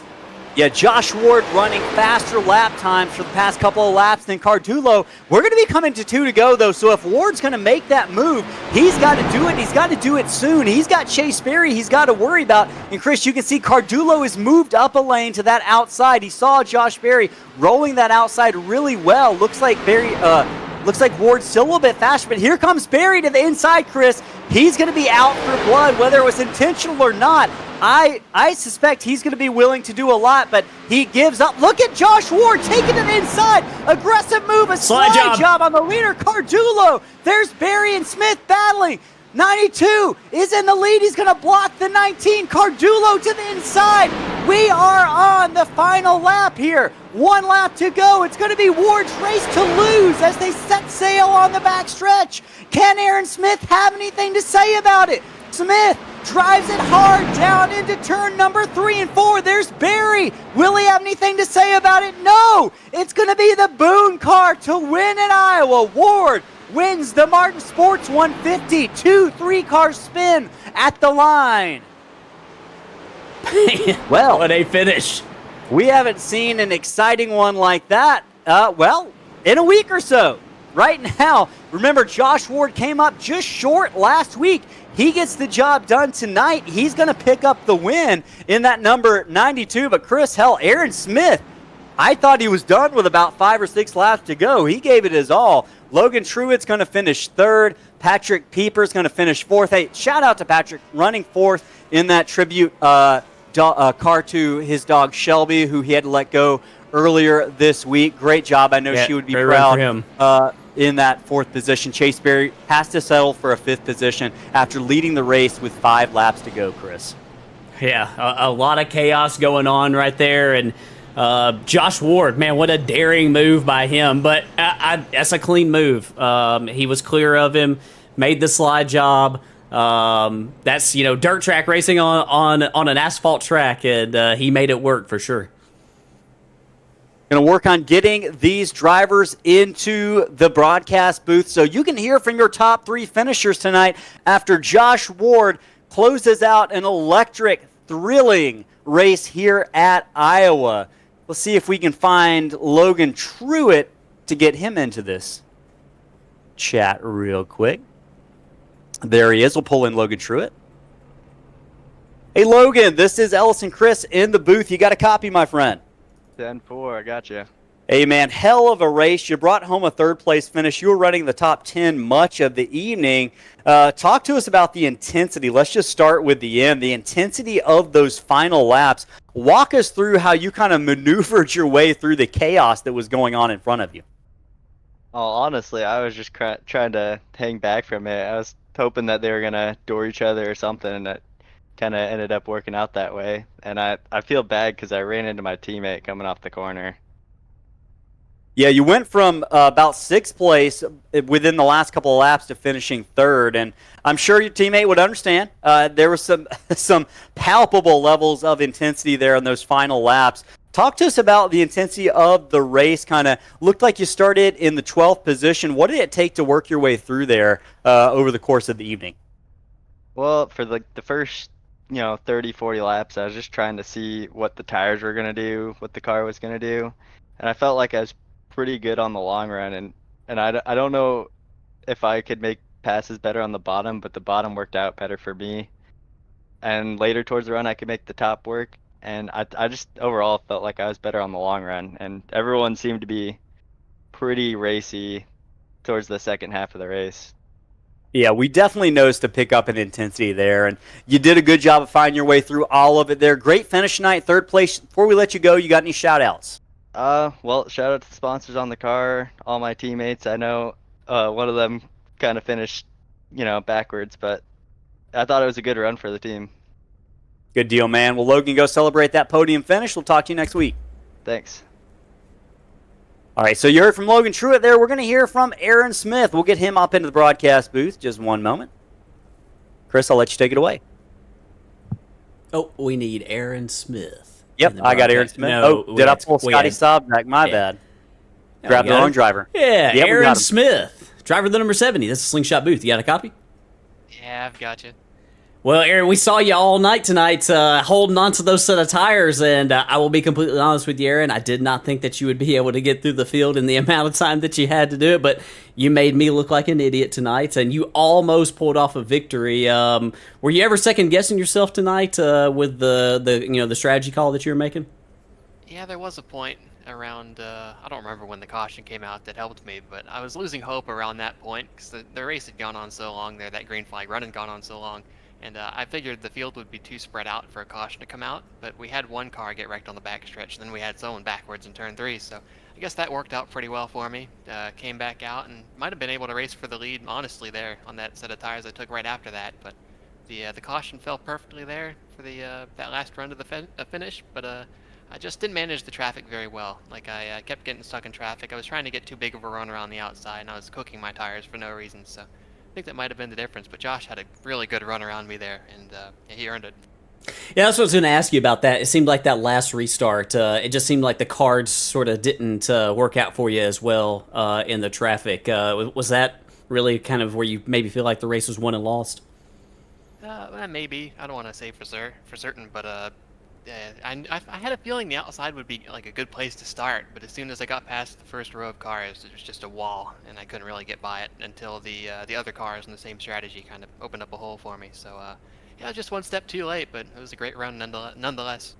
Absolutely, a great run, and you definitely put on a show for us and everybody watching tonight on YouTube. Any shout-outs that you want to give before we let you go celebrate this second place finish? Oh yeah, as always, I'd like to thank all the folks at the Slingshot Racing League for putting the league on, putting these broadcasts on, as well as Apex Energy, Boone Chrysler Dodge Jeep and Ram, Butt Kicker, Evan Pieta Designs, UD Awards, Martin Sports, and DSS for supporting the league, and hopefully I'll be able to come back next week and win another race. It's been a while.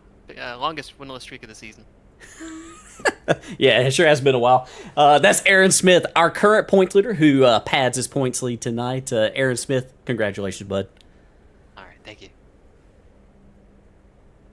All right, now we're going to hear from our winner, Josh Ward. Josh Ward, driver of the number 92 Boone CDJR car. Man, that was have you caught your breath after those last few laps? Yeah, it was very, very physical, to say the least. I would imagine there was some exertion there in the final laps. I want to walk back real quick to lap number 146, I believe, which is where the 19 got into the back of the 46.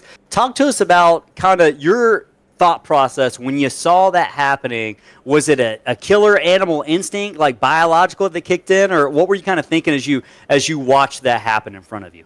To be honest, I'll need to watch the replay. I have absolutely no idea. Get out of the way. I figured something was going to happen because I think he was on older tires, but didn't know where it would be, and I knew to go to the bottom. So get out of the way, don't wreck, and just go for it. It was kind of a night of ups and downs for you. I know that tire strategy played a role in that, and Chris kind of asked the same question to Aaron a moment earlier. Y'all are actually on identical tire strategies, I believe. Was there a moment in the race in that kind of middle portion where you were second guessing that strategy you had taken to hang on to those tires as you were 22nd in the running order? A little bit. I mean, me and Aaron had talked about it, and then I was just kind of following him around the track lap after lap, hoping for a caution. But then it all evened out, and our spotters was telling us the leaders were running, I think, 24 1s and 2s, and we were running 24 1s and 2s. So weren't that worried, and just ended up playing out exactly how we needed it to get another 1-2.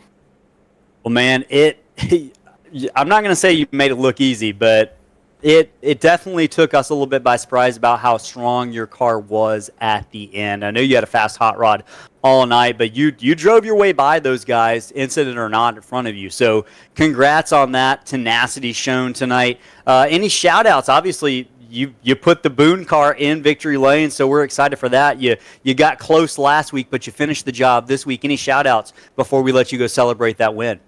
Yeah, Boone CDJ on the car, and just for supporting the league, Ellen Cart for helping us race in real life.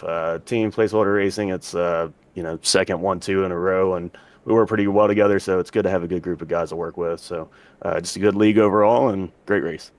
Awesome, man. Well, Josh, congratulations on that win. Go celebrate. Thanks, Ellis.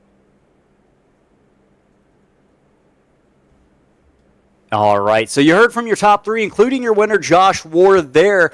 It's going to pop him up in the point standings in a little bit. I would imagine Aaron Smith is going to retain the lead, though, over Randy Bechtel. Chris, let's look at the finishing order for tonight. Randy Bechtel probably not going to be happy with that 9th position finish, but Patrick Pieper, we got to mention that 4th place finish, best run of the year for him.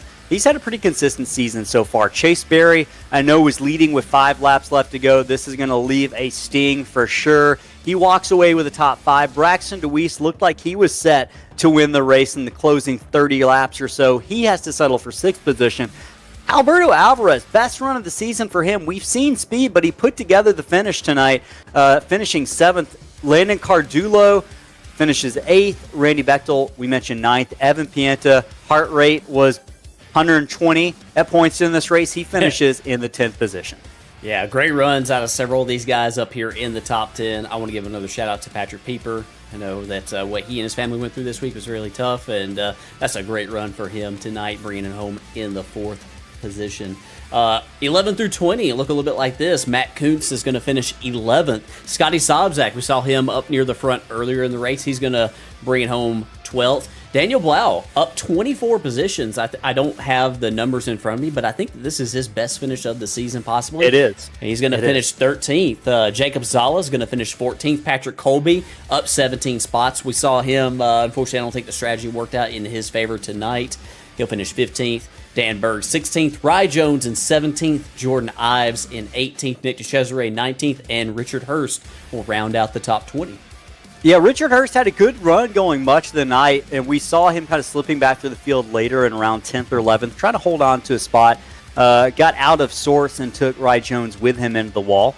James Danforth finishes 21st. Night of ups and downs for that 88 car. Brandon Ayers finishes 22nd. Sam Stoner also up and down throughout the evening, finished at 23rd. Paul Thomas and Steve Vest 24th and 25th after being involved in an incident with each other earlier in the race. Jacob Chase finishes 26th. Alex Harper, after a caution, finishes 27th. Johnny Rapp, Chris, he got caught up in one of those late race crashes, finishes 28th. Steve McDonald, after having 2 top 10s to start the season, has to settle for 29th tonight, Chris. Kyle Ryan rounds out the top 30 in that 24. I believe he was sideways across the line. Yeah, Kyle Ryan, saw him. He actually, he was involved in that crash with Rye Jones earlier in the race, and he was several laps down there coming across the line. 31st for Shane Coker.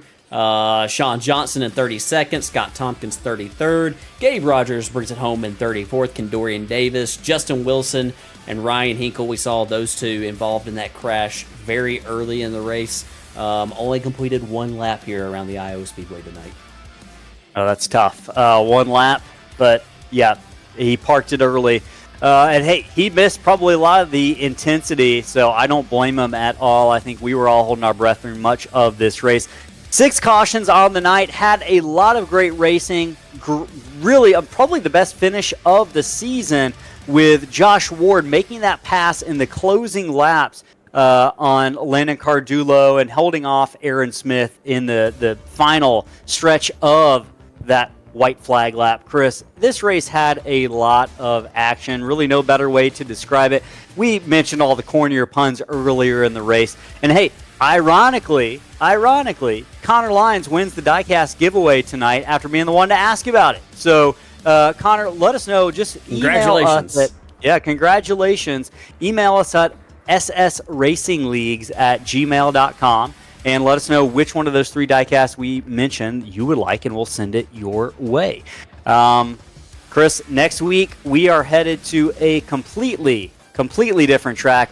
Going to Darlington. It's going to be throwback week. We're going to see some throwback paint schemes. And Iowa was a technical track, but Darlington, technical track in a different way. They both have 2 different layouts on opposite ends of the track. But, boy, Darlington can go wrong in a hurry. And I think drivers are really going to need to get their practice laps in this week. Yeah, I think that... I'm sorry. Can you hear me, Ellis? I got you. Can? Okay, good. Yeah, they will. That is I think I brought it up last season. That's a driver's track. That's a track where you feel like you can make a difference as a driver. There's no aero, really, that's, major aero that's involved there. There's also no, usually you don't see the carnage that you saw here late in the race.